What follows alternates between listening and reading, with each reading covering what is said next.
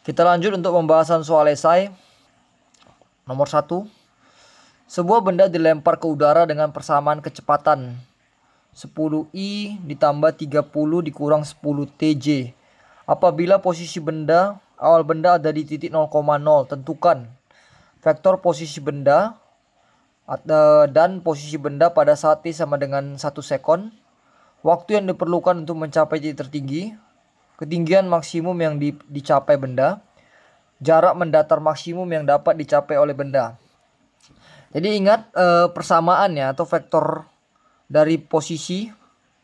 Jadi urutannya adalah posisi dulu kan, baru kecepatan, percepatan. Kalau kita ingin mendapatkan nilai yang lebih tinggi, kita mendapatkan posisinya, kita harus integral.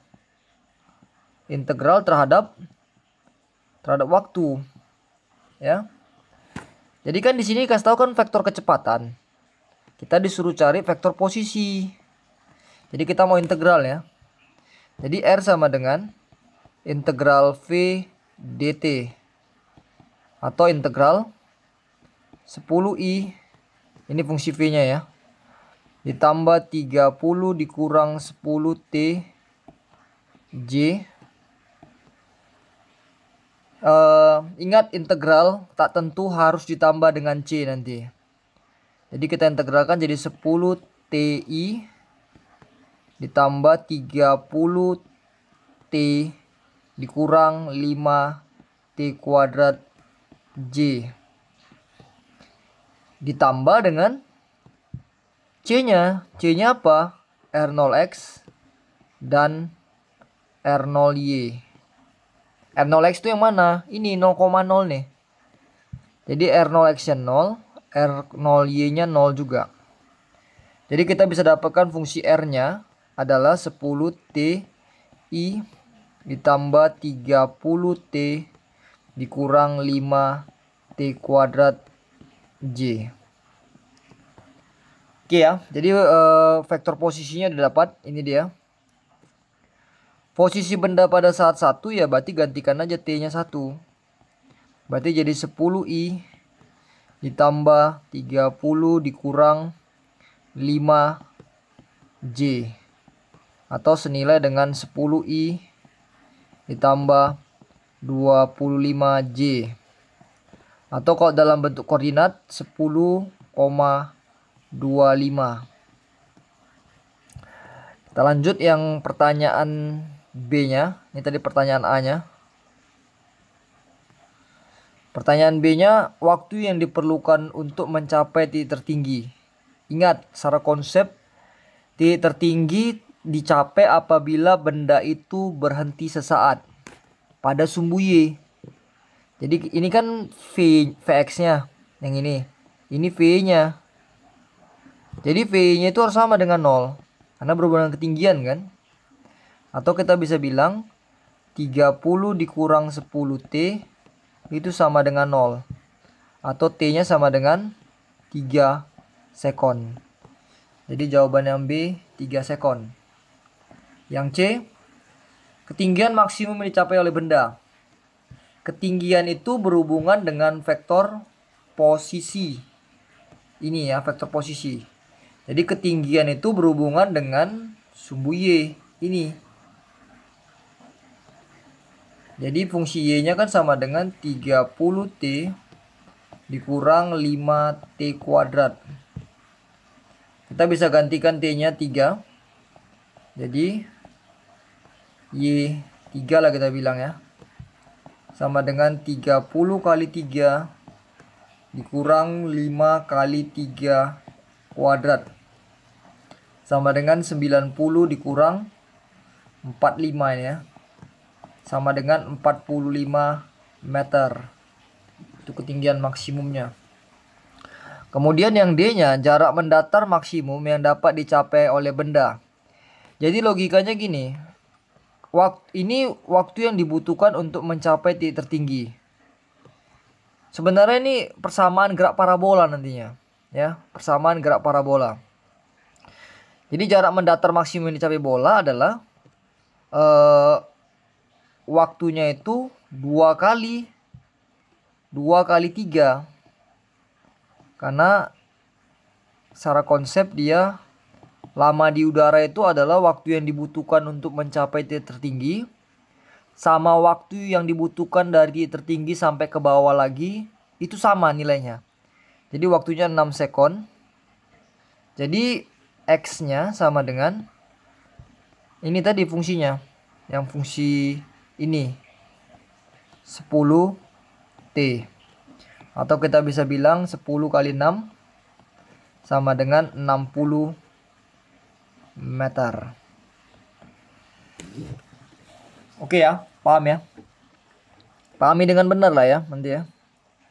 Kita lanjut soal berikutnya. Soal berikutnya ini berhubungan dengan alat optik, yaitu mikroskop. Di mana ada seorang siswa yang diminta untuk mengamati suatu benda dengan menggunakan mikroskop yang memiliki jarak fokus lensa objektif. Berarti kita bisa bilang FOB-nya 1 cm, FOK-nya 5 cm. Ingat ya, dalam penggunaan mikroskop, lensanya itu ada dua, lensa objektif dan lensa okuler. Lensa objektif itu adalah lensa yang dekat dengan objek. Konsep dari lensa objektif itu sama seperti lensa biasa. Sedangkan lensa okuler itu adalah lensa yang dekat dengan mata. Itu berfungsi atau fungsinya sama dengan loop atau kaca pembesar. Jadi nanti dalam perhitungan pembesarannya ada sedikit perbedaannya ya. Itu yang perlu dipahami. Terus kemudian diletakkan pada lensa objektif. Berarti itu SOB-nya 1,2 cm. Terlihat memiliki diameter. Jadi ini diameter aksennya lah ya. Diameter dari yang dia lihat. Siswa ini lihat ini atau anak ini lihat dengan diameter 1 mm. Nah, kita tunggu cari perbesaran dulu ini. Jika jarak lensa objektif terhadap lensa okuler, berarti ini D-nya, jarak antar lensa. Sorry ya, ini diameter yang ini. Ini diameter, ini D yang bawah ini menyatakan jarak lensa. Jarak lensa. Kalau ini D ini diameter tadi ya. Jadi bisa dibedai ya. Ini 30 cm. Tentukan diameter benda sebenarnya. Jadi D-nya itu sebenarnya berapa? Sebelum diperbesar ya. Jadi pertama-tama intinya kita harus cari perbesarannya berapa. Kita mulai dari mana? Dari yang sini dulu aja lah. Si objektif dulu. Jadi 1 per FOB sama dengan 1 per SOB ditambah 1 per SOB aksen. Jadi 1 per SOB aksen sama dengan 1 per FOB dikurang 1 per SOB. Per SOB. Berarti 1 per FOB-nya 1 tadi. Dikurang 1,2. 1 per 1,2 ya. Ini penyebutnya per 1,2 aja. Jadi 1,2 dikurang 1 sama dengan 0,2 per 1,2. Oke ya, atau bisa dibilang ini 1 per 6 nih. Atau kita bisa bilang SOB aksennya 6 ya.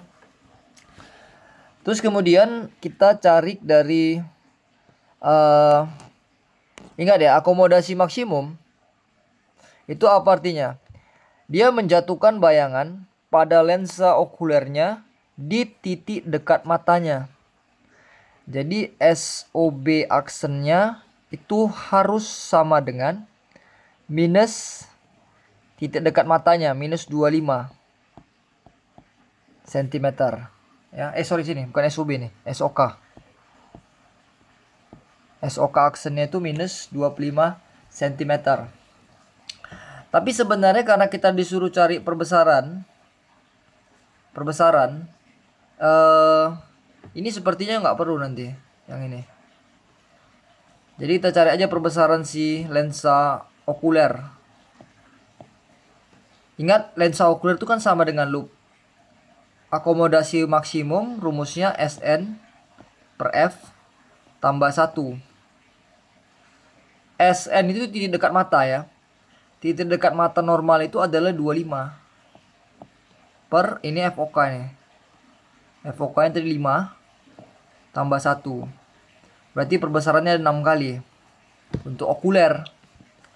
Untuk si objektifnya itu nanti SOB aksen per SOB mutlak ya. Sama dengan 6 per 1,2.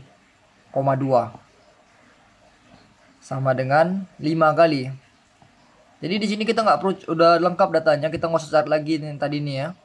Yang berhubungan dengan SOK aksen ini nggak perlu. Udah, kita cari perbesaran total.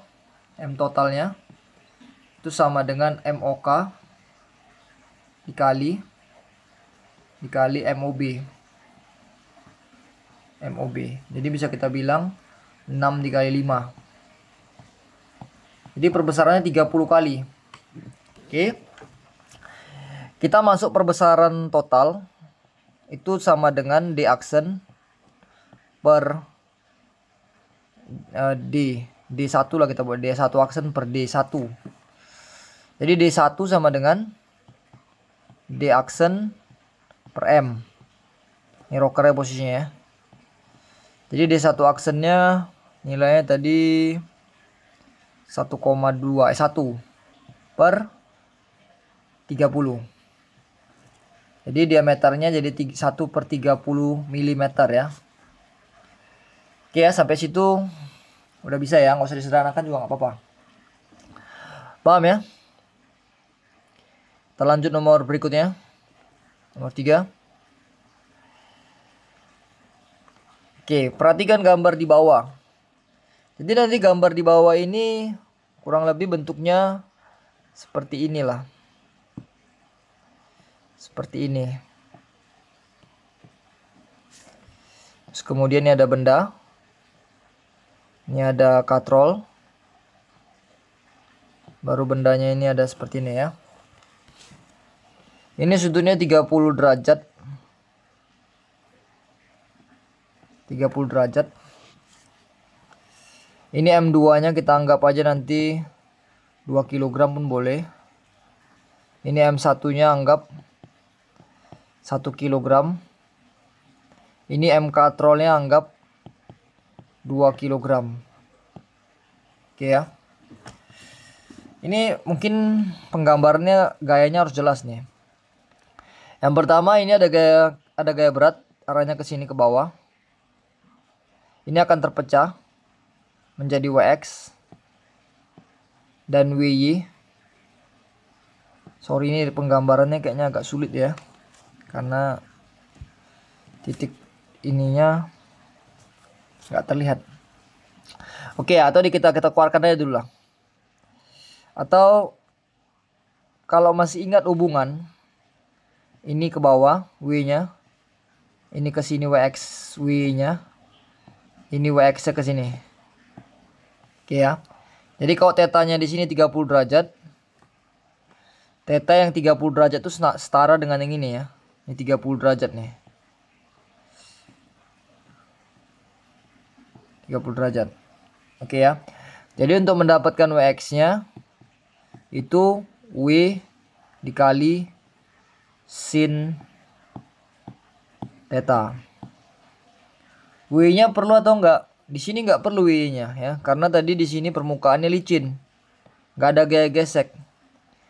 Jadi kita cuma butuh WX saja.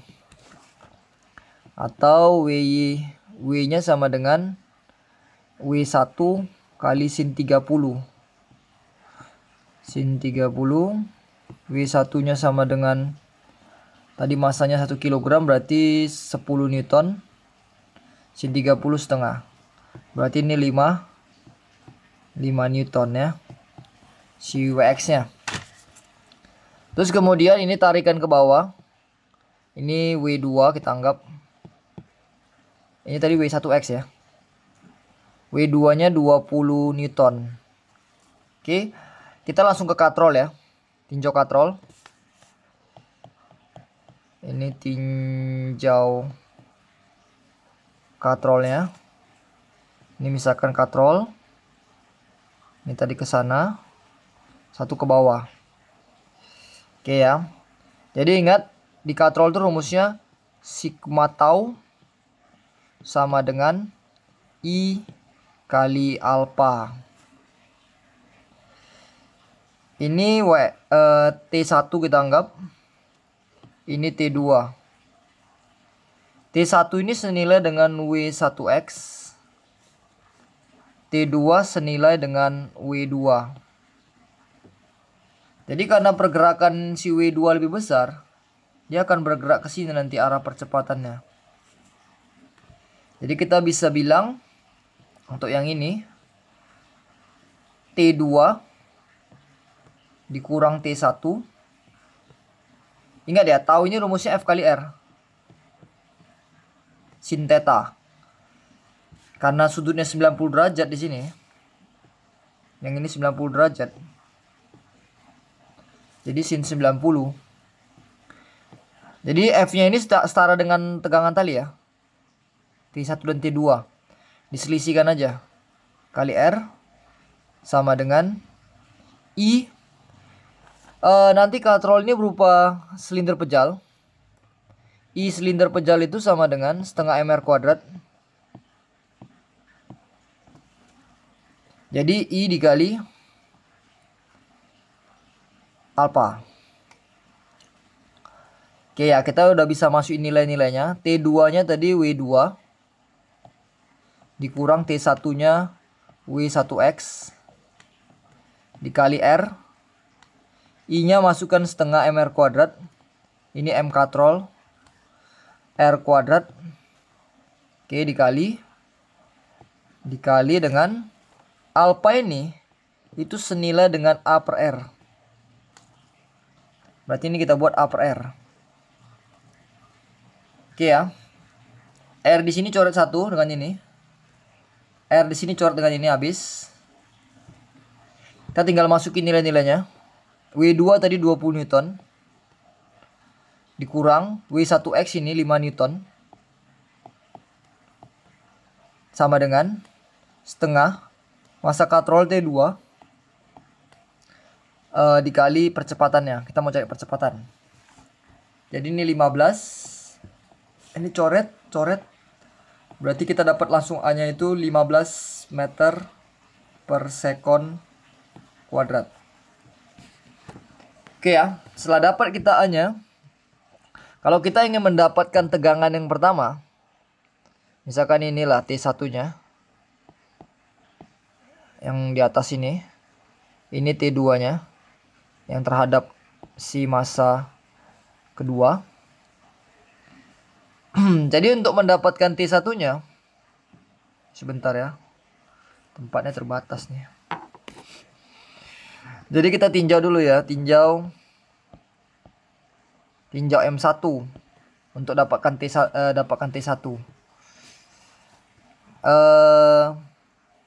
Berarti gaya pada benda yang pertama, ingat cari benda yang pertama, lihat ini ya, ini benda pertama. W1X dikurang T1 sama dengan M1 kali A. Jadi T1 sama dengan W1X dikurang M1 kali A. Sorry. Ini terjadi kesalahan nih. Ini harusnya terbalik nih. Harusnya karena geraknya ke atas, si T1-nya lebih positif. Jadi T1 dikurang W1X. Jadi T1 ini tambahan deh. W1X-nya tadi 5 Newton. M1-nya tadi 1. A-nya 15. Jadi yang pertama itu 20 Newton ya. Paham? Baru kemudian yang kedua tinjau M2. Tinjau M2 nya, masa yang kedua. Masa yang kedua itu yang ini ya. Karena dia bergerak ke bawah. Ini berarti tadi kan sigma F sama dengan M kali A maksudnya ya. M kali A. Terus kemudian T2 W2 dikurang T2 sama dengan M2 kali A. Jadi T2 sama dengan W2 dikurang M2 kali A. Nanti ini tinggal kalian cari aja lah. Ya, W2 nya tadi 20 Newton.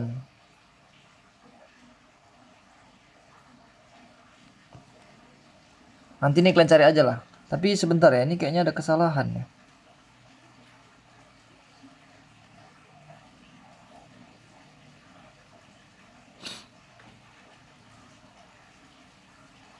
Oke ya, nanti apa ceknya dulu. Kurang lebih perjalanan seperti ini. Sedikit di sini ada, nanti harus ada pengecekan dulu. Tapi ini kalian tinggal lanjutkan lagi lah.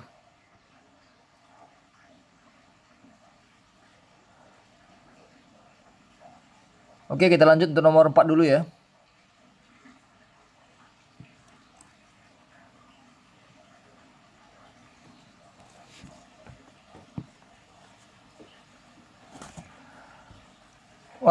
Pada segitiga sama kaki ABC, AB merupakan alas dengan panjang 5 cm. Jadi kita gambarkan dulu aja segitiga sama kaki ABC. Ini alasnya 5 cm, panjang kakinya 10 cm, ini 10 cm. Titik A, ini ABC, ini A, ini B, ini C. Muatannya 5 mikrokulum. Ini juga 5 mikrokulum. Muatan C-nya itu 4 mikrokulum. Oke. Resultan gaya interaksi yang dialami muatan di titik C adalah, ingat, kalau gayanya sama-sama positif, dia tolak menolak. Kita cuma tinjau di C aja ya. Berarti gayanya ke sana satu lagi gayanya ke sini. Oke, satu ya. Terus kemudian kalian boleh cari dulu nanti gaya masing-masingnya ya, karena besaran ini sama jadi gampang nih. Ini FCA, ini FCB. Ini kan sebenarnya kan gayanya besar muatannya sama. Jadi nanti FCA sama dengan FCB nih. Jadi lebih cepat. Sama dengan K, QA aja ambil dengan QC per RAC kuadrat. K-nya 9 kali 10 pangkat 9. QA-nya itu 5 kali 10 pangkat minus 6. QC-nya 4 kali 10 pangkat minus 6. Dibagi RAC-nya, RAC 10. Ini cm ya. Atau 10 pangkat min 1 kuadrat. 9 kali 5, 45. 45 kali 4, 180. Kali 10 pangkat yang di atas 10 pangkat min 3. Yang di bawah 10 pangkat min 4. Jadi cukup besar juga ini. 1800 Newton. Oke ya. Terus kemudian apa yang kita kerjakan? Kita harus cari dulu sudut antara ini. Sudut tetanya berapa? Ini kan senilai dengan ini ya. Theta yang ini. Kita boleh cari theta ini pakai aturan kosinus atau nilai cos tetanya aja lah. Ingat aturan kosinus ya. Ini dia udah dipelajari di matematika lah, matematika minat ada nih ya, atau matematika wajib. Oke ya. Jadi cos theta pakai segitiga yang bawah. Penjumlahan kuadrat sisi pengapit sudut. Jadi 10 kuadrat tambah 10 kuadrat dikurang depannya 5 kuadrat dibagi 2 kali sisi pengapit. 2 kali 10 kali 10. sama dengan 100 tambah 100, 200 kurang 25, 175 per 200, atau bisa dibilang 7/8. Oke, tinggal kita cari F resultan ya. F resultan pakai rumus resultan gaya. FCA kuadrat ditambah FCB kuadrat ditambah 2FCA FCB dikali cos theta akar. Karena F-nya sama, coba buat dulu dalam bentuk F aja ya. Karena bentuk FAC sama dengan FCB, kita anggap F aja lah.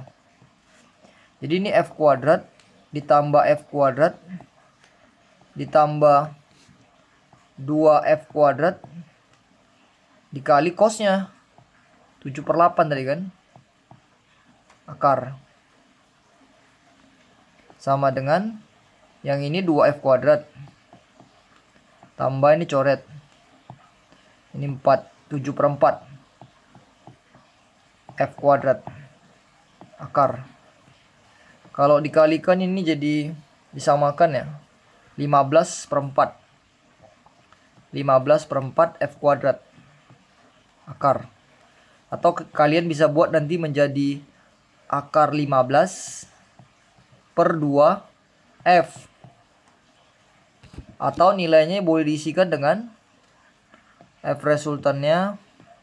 F itu kan tadi nih, F nya 1800 kan. Berarti 1800 akar 15 bagi 2. Ini coret 900. Berarti jawabannya 900 akar 15 Newton ya. Oke ya, paham ya. Perhatikan tadi ya. Tadi nanti kalau ini muatannya sejenis, ini kan sama-sama positif, ingat tolak menolak. Kalau nanti positif negatif, tarik menarik. Ya. Jangan sampai salah ya. Jangan sampai salah aja. Oke ya, sampai sini bisa dipahami ya. Untuk soal nomor 5 yang esainya, kalian pelajari aja atau kalian baca tentang sumber energi. Nanti yang ditanyakan di situ adalah jenis-jenis sumber energi yang kalian ketahui ya. Baca aja lah. Ya, nggak usah terlalu detail-detail kali kalian jelaskan. Jadi biar nggak makan waktu, kalian jelaskan secara sederhana aja lah. Misalkan energi matahari apa, sederhanakan. Energi panas bumi apa, energi air itu seperti apa, jelaskan sedikit-sedikit aja. Ya, nggak usah terlalu detail. Jangan ngabisin waktu lah. Jadi gini ya, apa kasih tahu strateginya ya. Kalian usahakan kerjakan esainya itu 30 menit. 30 atau paling lama pun 40 menit itu udah lama kali lah. Sisanya kerjailah Pilgan. Tapi yang pasti pelajarilah kisi-kisi ini aja lah, pelajari ya. Karena model soal fisika itu banyak kali. Minimal kalian bisa pahami ini aja lah. Oke ya, jadi sekian ya untuk pembahasannya. Semoga kalian berhasil. Sukses ya buat ujiannya. Thank you.